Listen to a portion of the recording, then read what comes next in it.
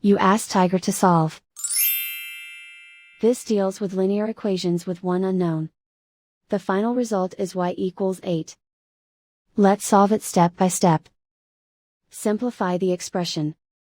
Expand the parentheses. Simplify the arithmetic. Group all constants on the right side of the equation. Add 50 to both sides. Simplify the arithmetic.